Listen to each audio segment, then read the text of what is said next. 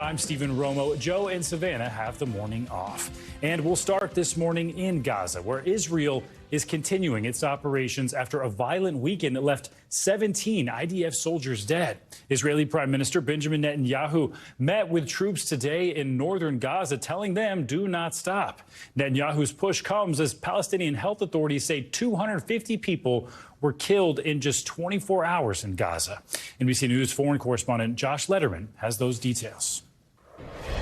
The Gaza Strip is reeling from one of the deadliest stretches of the war, with some 250 Palestinians killed in a 24-hour period, according to the Hamas-run Palestinian Health Ministry, including some 70 or more people who were killed in a Christmas Eve airstrike on the Al-Maghazi refugee camp in central Gaza, according to those Palestinian health officials. At a nearby hospital, there were white body bags piling up as the injured and killed were brought to the hospital. And for the Israelis, too, this has been one of the deadlier stretches so far. Some 17 Israeli troops killed since Friday, according to the IDF. There have been funerals throughout the country for those who were killed in action. And it comes as Prime Minister Netanyahu is really under increasing pressure to change course in this war, not only by aid groups and foreign countries that are calling for a ceasefire, but also by the families of hostages who want to see some effort that will actually successfully bring those hostages home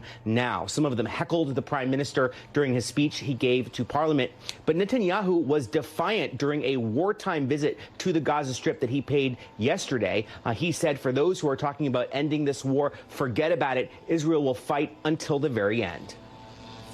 All right, Josh Lederman, thanks so much. Well, there are some new efforts at trying to use diplomacy to bring an end to the Israel-Hamas war. Egypt has drawn up a proposal that would stop the fighting and create a framework for how to move forward after the battle ends. According to a senior Egyptian official and a European diplomat familiar with this proposal, the Egyptian plan calls for a phased hostage release. It also proposes that a Palestinian government of experts would oversee the Gaza Strip and the occupied West Bank for an interim period of time after the war. So far, though, Israel and Hamas not really commenting on this specific plan. Martin Fletcher, former NBC correspondent and bureau chief in Tel Aviv, joins us now with a closer look at this. Martin, my friend, good to see you. While this plan is still in the early stages, of course, it seems to be the first real comprehensive plan that we've seen that could end all of this. But what more do we know about the proposal? Well, you're right, Stephen. It is the first comprehensive plan, and it could end all this if the sides took it seriously. But there's no sign yet that that's happening. But having said that, it is a ray of light. I mean, they're putting forward a plan that will draw the two sides into hopefully some kind of conversation through intermediaries. But at the moment, it doesn't look good at all, because as you pointed out, Prime Minister Netanyahu of Israel has said they're just going to keep fighting. As Josh Lederman said, his response basically was forget about it. Israel wants to continue this to continue until Netanyahu says Hamas must be destroyed. He says Gaza must be demilitarized. Palestinian society says must be de-radicalized. And before that happens, Israel's going to stay in Gaza to guarantee security control. So although Egypt is offering a potential way forward, beginning with a kind of a hostage prisoner swap, that would be for women and men for men over 60, sick hostages. And in exchange, Israel would agree to a ceasefire lasting a week or two, or a pause, if you like. So that's the way forward that Cairo is offering. But so far, from the little we know, it appears that Hamas has rejected this offer from Egypt. And Prime Minister Netanyahu has said, on the one hand, Israel will keep fighting. There are suggestions from Israeli officials that this could be a basis for discussion going forward. But at the moment, it doesn't look good, but it does offer at least a ray of hope and a subject for negotiations. Not being welcomed with open arms, but any move forward certainly welcome here, Martin. And we know so far we have seen those temporary pauses in fighting for hostage releases. Of course, we've seen so many ceasefires end over the years. Is there enough trust here at all from each side that we think that this could move forward? I think the short answer, Stephen, is there's no trust at all from either side. But what will move it forward is extreme pressure on Israel from the United States and extreme pressure on Hamas from Arab countries. But it doesn't look as if that's going to happen to any great extent, because Israel already has the green light, really, from the United States to continue fighting as long as it can reduce civilian casualties and as long as it can guarantee that humanitarian aid will continue to flow into Gaza, by which we mean, of course, food, water, fuel, and medicine. So as long as that's happening, Israel has the okay from President Biden to keep fighting. And there's no sign that Iran is going to pressure Hamas to stop fighting. So there's very little trust. Well, actually, there's no trust at all between Hamas and Israel. It's more a matter of what pressure will be applied on them from outside. And at the moment, there is no real great pressure to stop the fighting, because America understands that Israel's position that it must destroy Hamas now, otherwise there'll simply be another war in another year or two, which Hamas has already said they will do. They will attack Israel, Hamas said. So there's little pressure at the moment, despite these astonishing numbers of civilian casualties. 20,000 dead Palestinians in a couple of months is an appalling number. But as Israel says, the number is caused by Hamas hiding behind the civilian population. That's the price of that policy. And over the weekend, reports 250 Palestinians killed in just a 24-hour time span. And Martin, Israel, of course, since the beginning of this, has said its goal is to eradicate Hamas. Under that Egyptian proposal, obviously that is not included in this plan. And as recently as this weekend, Netanyahu saying that telling his cabinet they wanted to fight until absolute victory here. So is there any chance that Israel will be able to move forward after what it's already said its goals are? Well, it doesn't. I mean, Stephen, that's a great question, because it's such a complex and confusing situation. Israel says it's going to fight till the end until it's destroyed Hamas. Nevertheless, there's a plan by Egypt to stop before that. So will Israel compromise? There is pressure on Israel to compromise, from not only from outside, from Hamas, but also from inside. The families of the hostages are determined to keep demonstrating and to keep putting pressure on Prime Minister Netanyahu until he agrees to stop fighting long enough to get all the hostages back home. Don't forget, there's over 100 hostages still held by Hamas. And there's pressure building inside Israel to pause the fighting long enough to get the hostages back. Does that mean a complete ceasefire? Does it mean an end to Israel's war against Hamas, which would give Hamas victory? It doesn't look like Prime Minister Netanyahu wants to do that. He's said, we're going to fight till the end. But pressure's building inside, some pressure from outside, but not enough to stop Prime Minister Netanyahu's path at the moment. And there is pressure in the United States for the Biden administration to put pressure on Netanyahu to do something in that respect. All right. Great insight, Martin Fletcher. Thanks so much for your time this morning.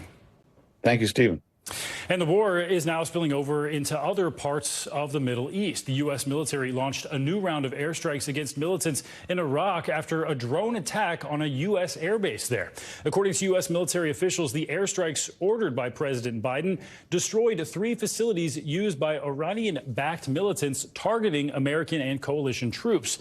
The U.S. military says it carried out that retaliatory airstrike Monday in Iraq, hours after the drone strike by militants left 1 U.S. service member in critical condition and wounded 2 other U.S. personnel. All right, so let's shift our focus back here at home. The post-Christmas holiday travel rush. It is getting started in full force this morning. Today is expected to be a busy travel day, of course, across the country, and anticipated to be one of the busiest end-of-the-year holiday travel seasons. Millions of people are expected to head to the airport or hit the road between now and New Year's Day. It was a relatively smooth holiday weekend with less than 200 flight cancellations in and out of the U.S. on Christmas Day. That's according to the tracking website FlightAware. Dense fog in the Chicago area did lead to flight cancellations and delays on Southwest Airlines. So let's get a closer look at the wet weather and what we expect on our way home, wherever you may end up. Meteorologist Michelle Grossman joins us now with more on that. Michelle, good morning. Good morning, Stephen. Great to see you. And we have a large storm system that we're continuing to track. It's a system that brought treacherous travel to the plains yesterday. We saw blizzard conditions. We're seeing blizzard conditions today as well. That's going to last throughout the day and then start to taper off later on this evening. But you can see that blue. That is where the snow is falling. So we're looking at blowing snow, really low visibility, just dangerous travel there. Sandwiched in the middle where you see that pink and purple, that is freezing rain falling. That's nearly impossible to travel on. Then on the warm side of this system, we're looking at rain. Some is heavy. That's where you see those brighter colors. We're seeing pockets of heavier rain. And especially along the Appalachians, we could see some flooding conditions because we're going to see high rainfall rates there. This rain is extending into portions of the southeast. It's going to stay in place today, also tomorrow, as it moves off to the east. Plenty of winter weather alerts. We have winter weather advisories in white, winter storm warnings, ice storm warnings, and blizzard warnings. Those blizzard warnings in the purple are for portions of South Dakota into Kansas, Nebraska, also portions of Colorado. And that's where we're seeing the trickiest travel. So if you can stay home today, that's going to be the best advice because it is really difficult to travel, especially with winds gusting up to 35, even 55 miles per hour. So here is the setup for this storm. We're going to watch the storm moving east. Typically, it kind of moves out quickly. This is moving a little bit slower. We're dealing with a storm over days and days, but it is moving. So for today, we're looking at the snow and wind continuing in parts of the plains. We're also looking at that rain moving into the mid-Atlantic, also the southeast. Again, you could see ahead of this front really warm, above average temperatures, and we will see the chance for some flash flooding localized in some spots. Then by tomorrow, we're going to see that low pressure sliding up the east coast. So that brings the rain and soaking conditions into the northeast, also into New England. This will stay in place through Thursday as well before it completely moves out of here. In terms of rainfall rates, you can see it's quite a bit in some spots. Again, we're really saturated in the northeast, so it's not going to take much to kind of raise those creeks, also the streams. Those brighter colors showing us where we will see the highest amounts corresponding to 1.5 inches, 2 inches. Again, not taking much as we head towards the chance of some flooding. Then the snowfall rates, we're not expecting a whole lot more, 2 to 4 inches in some spots, locally up to 8. But still, we've had a whole lot of snow. We've had a foot of snow, even 1.5 feet in some spots. Where you see those pinks and purples throughout South Dakota, also Nebraska, into parts of Wyoming and Colorado, that's where we're seeing the likeliest chance of the most amount of snow. It's going to cause some travel impacts, so we're looking at possible delays in Minneapolis, Cleveland, D.C., Charlotte, and then, Stephen, tomorrow as we go throughout the day, we're going to see those all along the I-95 corridor as well. Ooh, on my way back to New York on Sunday from Dallas, so much rain. I was terrified of a delay, cancellation. Yep. Nothing, made it just fine. And I feel like you've had some, remember that delay? Yes. Last year, stuck in St. Louis Forever. for extra days. Yes. Ooh, rough situation. Yeah. This year, much smoother. Good. Michelle, thanks so much. Sure. All right, turning now to NBC News correspondent Morgan Chesky from Love Field Airport in Dallas. I just came from there. Morgan, how are things looking right now? Stephen, so far so good. U.S. Airlines are doing their best to try to keep up with this holiday rush. Of course, no one wants to be in the position that Southwest Airlines was in last year when they had to cancel about 17,000 flights that left upwards of 2 million travelers stranded. Good news today. So far so good, at least for now, thanks in large part to more mild weather across the country. But we've still had more than a few travel hiccups. I totally believe that. If you could, Morgan, talk to us a bit about the issues that Southwest Airlines had to deal with over the Christmas holiday weekend, especially after how much trouble Southwest had last year. Right. Well, they definitely had to contend with a larger than normal crowd because what we're seeing is really a post-pandemic return to travel both on the roads and in the skies. Southwest Air released a statement saying that they have an all-hands-on-deck approach and are working to take care of their customers as quickly and safely as possible. In the meantime, for those people who are actually deciding to take to the roads and avoid all of the madness here at the airport, although things are smooth for now, AAA says be advised that Thursday is expected to be the busiest travel day since before Christmas. So a lot of folks headed back home before New Year's, day after tomorrow. Stephen? So maybe a little bit too early to breathe an entire sigh of relief. What can we expect, though, Morgan, as we approach New Year's Day? Some people enjoying more time off won't be headed back to a bit later. Right. Of course, this whole opportunity to work from home or have more flexible scheduling has people leaving earlier for the holidays and returning back later as well. We do know that in certain areas of the plains and Midwest, they might have to deal with significantly wintry weather. The National Weather Service reporting that over the last 48 hours or so, some people did face whiteout conditions, making it tough to impossible to travel. We're going to be keeping a close eye on that. So people need to be advised if they have the opportunity to look at the weather forecast before they either travel to the airport or on the roads. It could make a significant difference as there is isolated but intense bouts of weather across the country. Stephen? Good advice. All right. Morgan Chesky from Dallas. Morgan, thanks so much.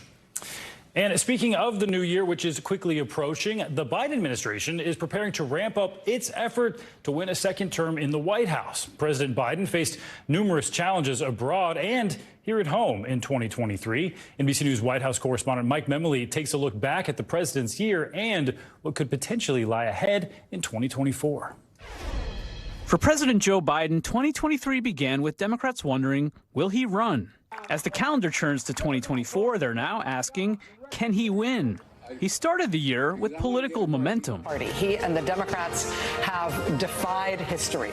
Republicans took control of the House, but Democrats won key Senate and governor's races in the midterms, running on abortion rights and protecting democracy. In April, Biden made it official. When I ran for president 4 years ago, I said we're in a battle for the soul of America, and we still are. But the months ahead took a political toll, with Republicans seizing on inflation and record border crossings, triggering showdowns over the debt ceiling and immigration policy. Now, every town is a border town, and that's crystal clear to everybody but the White House. And the Supreme Court striking down plans for student debt relief. Ukraine's fight against Russia stalled, and war erupted between Israel and Hamas. You are not alone. Now, the president's approval ratings are at all-time lows, and some polls show Donald Trump ahead in a likely rematch. 2024 is our final battle. 2024 presents fresh challenges. Not one, but two budget deadlines loom that could trigger government shutdowns. On this vote, the yeas are 221 and the nays are 212. The resolution is adopted. House Republicans long focused on Hunter Biden's business deals, teeing up an impeachment trial. I have been the target of the unrelenting Trump attack machine, shouting, "Where's Hunter?" Well, here's my answer. I am here. As the president's son faces federal indictments on gun and tax charges, a special counsel continues to probe whether the president mishandled classified documents. And while Biden struggles to maintain support for Ukraine, he's also warning about China's designs on Taiwan. After ordering a spy balloon shot down, relations with Beijing remain fragile. I again emphasize to President Xi that the United States does not seek conflict. Biden's early support for Israel will continue to test his political coalition at home. Under Biden, I think we've made grave mistakes that have led to the death of almost 20,000 people. Biden's 2024 kicks off with a rare challenge for the Democratic nomination and potential third-party challengers who could complicate his path. His pitch relies on a recovering economy. That's Bidenomics. And selling accomplishments like the infrastructure law. We've got a record to run on. And most importantly, we're not only changing this country, we're transforming it. While framing the election as an existential choice. There's an extremist movement that does not share the basic beliefs in our democracy. The MAGA movement. Voters will be keeping a close eye on the 81-year-old incumbent, with every misstep adding to Democrats' worries. The president's age putting an even bigger spotlight on Vice President Kamala Harris, who figures to be a big part of the re-election fight. So many of our hard-won freedoms are under attack, and this is a moment for us to stand and fight. Part of her focus? Young voters, women, and minority groups that aren't sold on Biden. Biden's first run for Senate came in 1972. 2024 marks his fourth run for the Oval Office. After more than 5 decades of political upsets, setbacks, and comebacks, his last campaign may be his toughest yet. Our thanks to Mike Memoli for that report. And as a reminder, Election Day in 2024 is Tuesday, November 5th, which means it's 315 days away from today. Thanks for watching. Stay updated about breaking news and top stories on the NBC News app or follow us on social media.